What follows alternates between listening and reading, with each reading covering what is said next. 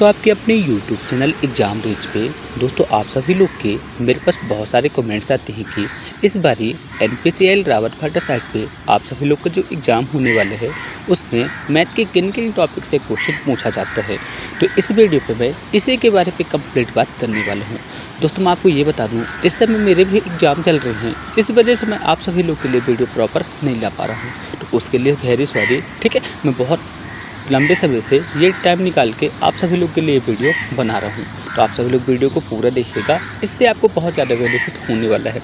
ठीक है, तो सबसे पहले मैं आपको ये बता दूँ दोस्तों, आपको क्या पढ़ना है, अलजेब्रा पढ़ना है। अलजेब्रा से बहुत सिंपल से क्वेश्चन आते हैं दोस्तों, 1 से 2 क्वेश्चन यहाँ पे आपको अलजेब्रा का मिल जाएगा। ठीक है, मैक्सिमम 2 क्वेश्चन तो यहाँ पे पूछे ही जाते हैं। ट्रिग्नोमेट्री के 1 क्वेश्चन पूछा जाता है, आप सभी लोग देख लीजिएगा। ठीक है, अब दोस्तों मैं आपको ये बता दूँ, आपको जो ये मैथ के टॉपिक में आपको जो बता रहा हूँ ना, आपको जिस टीचर से अच्छी तरह समझ आते हैं ना, आप उनसे पढ़ सकते हैं। कोई यहाँ पे मैं ये नहीं बोल रहा हूँ कि आप मेरे से ही पढ़िए या फिर किसी और से पढ़िए। ठीक है, आपको जिससे भी समझ आ रहा है ना, आप उनसे अच्छी तरह से पढ़ लीजिएगा। ठीक है, आपको बेसिक पढ़ना है, बेसिक मैथ आएगी, कोई दिक्कत वाली बात नहीं है। तो ट्रिग्नोमेट्री को आपको पढ़ लेना है। अब दोस्तों बात करते हैं नंबर सिस्टम की। नंबर सिस्टम पे दोस्तों आपको बहुत अच्छे तरीके से पढ़ना है। पिछले साल जब रावतभाटा साइट का एग्जाम हुआ था उसमें नंबर सिस्टम पे 3 से 4 क्वेश्चन पूछे गए थे, तो आपको इसे तो पढ़ना ही पड़ेगा। ठीक है, नंबर सिस्टम आप सभी लोग पढ़ लेंगे ना, कौन कौन से टॉपिक है, सब टॉपिक आप सभी लोग देख लीजिएगा। इसका आपको बेसिक पढ़ना है। ठीक है, तो आप सभी लोग देख लीजिएगा। यहाँ तक दोस्तों मैं आपको ये बता दूँ, यहाँ पर आपको डेसिमल और फ्रैक्शन तक के क्वेश्चन यहाँ पर पूछे जाते हैं। इसी तरह से परसेंटेज वाले क्वेश्चन है दोस्तों, परसेंटेज के क्वेश्चन बहुत ईजी आते हैं। ठीक है, आप इसे देख लीजिएगा। अब दोस्तों बात करते हैं जो कि सबसे इंपॉर्टेंट टॉपिक है और जिससे क्वेश्चन आपके एग्जाम पे 3 से 4 क्वेश्चन फिक्स रहते हैं। ठीक है, कभी कभी यहाँ पे वेरी करता है, कभी एवरेज का क्वेश्चन आ गया तो कभी सिंप्लीफिकेशन का क्वेश्चन नहीं पूछता है। ठीक है, तो यहाँ पे मैं आपको टॉपिक बता देता हूँ। आप सभी लोग क्या कीजिएगा, जिस टीचर से आप अच्छी तरह से मैथ समझ आती है ना, उनसे आप सभी लोग इन टॉपिक को अच्छी तरह से पढ़ लीजिएगा। ठीक है, बेसिक से मॉडरेट लेवल तक आप पढ़ लेंगे तो इससे आपका काम चल जाएगा। मैं आपको टॉपिक बता देता हूँ, जैसे कि simplification, average, percentage, ratio proportion, time and distance, train वाले क्वेश्चन। ये ट्रेन वाला क्वेश्चन पे आप एक मान के चलिए दोस्तों, ये वाला क्वेश्चन फिक्स है, एक क्वेश्चन यहाँ पे पक्का पूछा जाता है। मिक्सचर एलिगेशन वाला क्वेश्चन पूछा जाता है, टाइम डिस्टेंस का एक क्वेश्चन। इसके बाद स्टैटिक्स के क्वेश्चन पूछे जाते हैं दोस्तों, जिस पे बहुलक, मध्यिका और माध्य वाले क्वेश्चन पूछे जाते हैं। ठीक है, इससे रिलेशन वाले क्वेश्चन पूछे जाते हैं, तो आप सभी लोग इसे पढ़ लीजिएगा। मेंसुरेशन वाले क्वेश्चन पूछे जाते हैं, बेसिक, सिंपल इंटरेस्ट और कंपाउंड इंटरेस्ट के क्वेश्चन पूछे जाते हैं। प्रॉफिट लॉस के क्वेश्चन वैसे नहीं पूछे जाते हैं, लेकिन एक क्वेश्चन पूछा जा सकता है।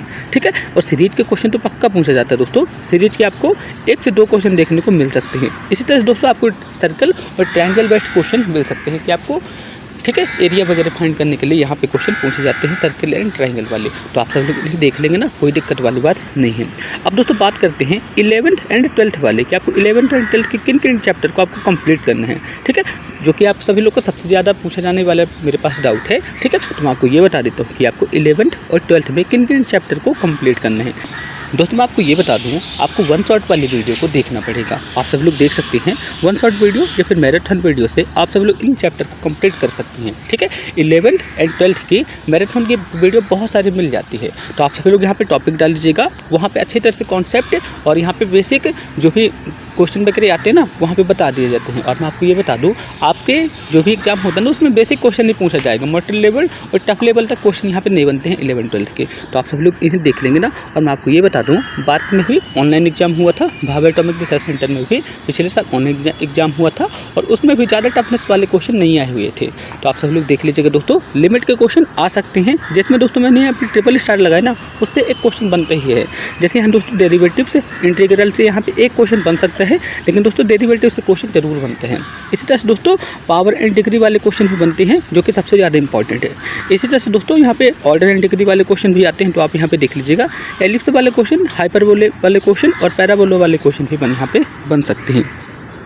ठीक है, तो इतना आप सभी लोग देख लेंगे ना।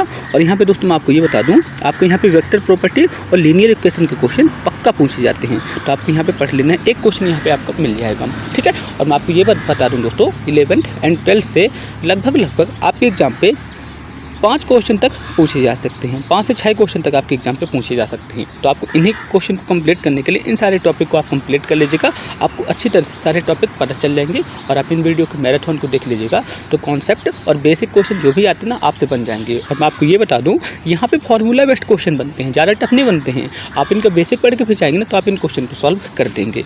अब दोस्तों बात आती है, ठीक है, मैंने आप सभी लोग के लिए जो मॉडल पेपर बना है ना, ठीक है, जिन मॉडल पेपर पे आपको क्वेश्चन दिखेंगे ना उन मॉडल पेपर को सॉल्व करेंगे तो आपको वहाँ से टॉपिक पता चल जाएंगे, तो आप वहाँ से भी सॉल्व कर सकती हैं। ठीक है, मैंने आपके अपने मॉडल पेपर पे दोस्तों, ठीक है, इसी तरह के 5 से 6 क्वेश्चन 11th एंड 12th वाले मैथ के जरूर डाले हैं, तो आप सभी लोग उन्हें सॉल्व जरूर कीजिएगा। ठीक है, तो आप सभी लोग का मैथ वाला डाउट तो कंप्लीट हो गया ना।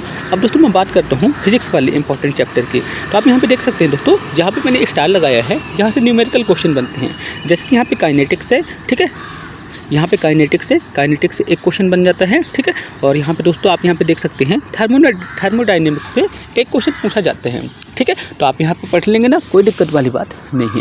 आपको बेसिक ही पढ़ना है, बेसिक ही आपका यहाँ पे काम चल जाएगा। ठीक है, और मैं आपको ये बता दूँ, फिजिक्स एंड केमिस्ट्री से न्यूमेरिकल क्वेश्चन करीब 3 से 4 क्वेश्चन यहाँ पे न्यूमेरिकल बन जाते हैं। और आप न्यूमेरिकल को छोड़ के आते हैं ना तो आप मान के चलिए दोस्तों, आप 12 से 15 नंबर तो वैसे ही मिस कर देंगे। तो आपको यहाँ पे न्यूमेरिकल क्वेश्चन को जरूर सॉल्व करना है।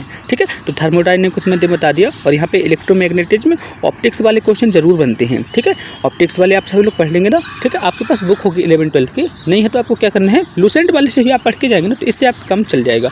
यदि आपके पास बुक भी नहीं है तो आपको क्या करना है, ऑप्टिक्स डालना है यूट्यूब पे। ठीक है, इसके बाद यहाँ पे मैराथन डालना है, और यदि आप हिंदी में पढ़ना चाहते हो तो उसके आगे हिंदी डाल दीजिएगा या फिर इंग्लिश डाल दीजिएगा, दोनों लैंग्वेज पे आपको वीडियो आ जाएगी। फिजिक्स वाले वगैरह की आपको मिल जाती है वीडियो, आप वहाँ से पढ़ लीजिएगा, आपके सारे जो भी बेसिक रहते हैं ना कंप्लीट हो जाएंगे। और मैं आपको ये बता दूँ, जैसे ही आप यहाँ पे इन्हें पढ़ लेंगे ना तो सारी चीज़ें कंप्लीट हो जाएगी, कोई दिक्कत वाली बात नहीं आएगी।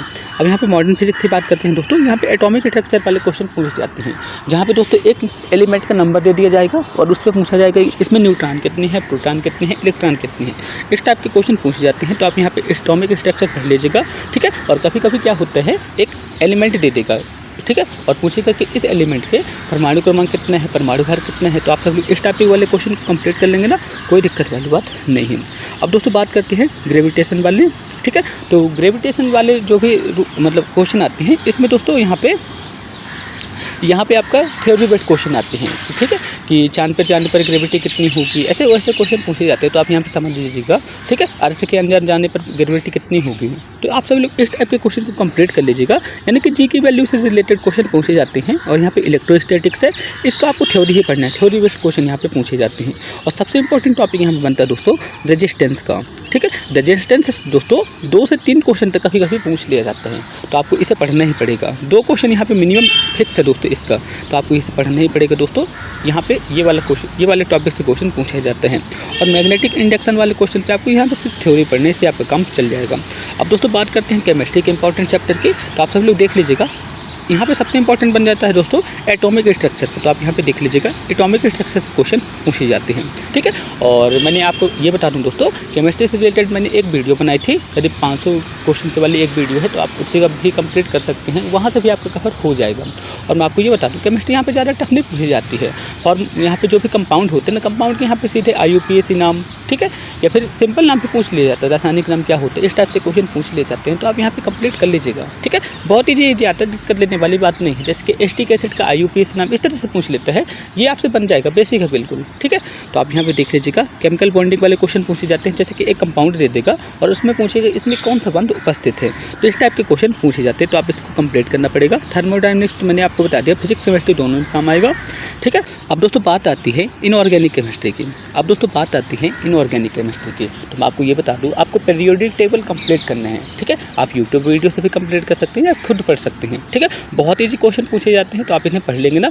जैसे कि दोस्तों ये पूछ लिया जाता है कि इनमें से कौन से तत्व की विद्युत ऋणात्मकता बहुत ज़्यादा है, इस टाइप से क्वेश्चन पूछे जाते हैं। तो आप इसे कंप्लीट कर लीजिएगा। ठीक है, अब दोस्तों बात करते हैं कोऑर्डिनेशन कंपाउंड की। तो इससे दोस्तों आपको ऑक्सीकरण संख्या निकालने के लिए एक क्वेश्चन पूछे जाते हैं, तो आप इसे पढ़ लीजिएगा। अब दोस्तों बात करते हैं, सबसे इंपॉर्टेंट टॉपिक यहाँ पे बता देता हूँ, पॉल्यूशन वाले टॉपिक से दोस्तों यहाँ पे क्वेश्चन पूछा जाता है कि इनमें से कौन से मतलब ग्रीन हाउस गैसेस हैं, इस टाइप से क्वेश्चन पूछे जाते हैं। ठीक है, अम्ल वर्षा वाली गैसें कौन कौन सी हैं, इस टाइप से क्वेश्चन पूछे जाते हैं, तो आप इन्हें कंप्लीट कर लीजिएगा। और यहाँ बायोमोलिक्यूल है ना, बायोमोलिक्यूल से ये पूछा जाता है दोस्तों, इनमें से कौन सा बहुलक है, कौन सा प्राकृतिक बहुलक, इस टाइप से क्वेश्चन पूछे जाते हैं, तो आप इन्हें कंप्लीट कर लीजिएगा। अब दोस्तों मुद्दा तो ये आता है कि अपने को इन ये सारी चीज़ें तो मैंने आपको बता दूँ, और पढ़ना कहाँ से आपको ये बता दीजिए। तो मैं आपको ये बता दूँ दोस्तों, यदि आपके पास टाइम हो तो आप एनसीईआरटी कंप्लीट कर सकते हैं। यूट्यूब वीडियो से आपको क्या करना है, ये टॉपिक को डाल देना है, वहाँ से आप कॉन्सेप्ट को क्लियर कर सकते हैं। ठीक है, और इसके पहले मैंने बुक वाली वीडियो तो बता ही दी थी कि आपको कौन कौन सी बुक वगैरह पढ़ना है, तो अब मैंने आपको वीडियो बताई थी ना, आप उस वीडियो को देख लीजिएगा। ठीक है, उसके लिंक मैं आपको अपनी वीडियो के डिस्क्रिप्शन पे दे दूंगा, आप सभी लोग जाइए उस वीडियो को देख लीजिए, सारे टॉपिक आपको वहाँ पे अच्छी तरह से कंप्लीट हो जाएंगे। और भी कोई दिक्कत हो आप मेरे को मैसेज कर दीजिएगा, मैं आपका रिप्लाई ज़रूर दूंगा। बता दूँ, इस समय मेरे भी एग्ज़ाम चल रहे हैं, क्योंकि दोस्तों इस समय मेरे भी एग्ज़ाम चल रहे हैं, इस वजह से थोड़ा सा रिप्लाई देने पे थोड़ा सा डिले हो सकता है, तो उसके लिए मैं आपसे सॉरी बोलना चाहूँगा। ठीक है, 1 से 2 दिन में मेरे एग्ज़ाम खत्म हो जाएंगे, तो मैं आप सभी लोग की प्रॉपर तैयारी के लिए वीडियो बनाने लगूंगा। ठीक है, इसके अलावा आपके मन पर जो भी डाउट हो आप मेरे कमेंट बॉक्स से पूछ सकते हैं, मैं आपका रिप्लाई ज़रूर दूँगा। ठीक है।